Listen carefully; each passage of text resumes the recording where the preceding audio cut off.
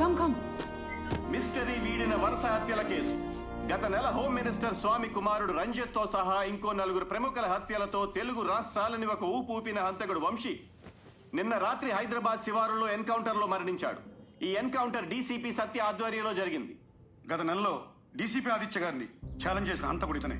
ఆదిత్య గారి ప్రయత్నాలు విఫలమై ఆయన రాజీనామా చేసిన తర్వాత కొత్త టీములు ఫామ్ చేసి లేటెస్ట్ టెక్నిక్స్ వాడి హంతకుడు వంశీని పట్టుకున్నాం, హతమార్చం. పోలీసుల కథనం ప్రకారం హంతకుడు ఉంటున్న లాడ్జిని తెల్లవారుతుండగానే చుట్టుముట్టారు. అలర్ట్ అయిన హంతకుడు పోలీసులు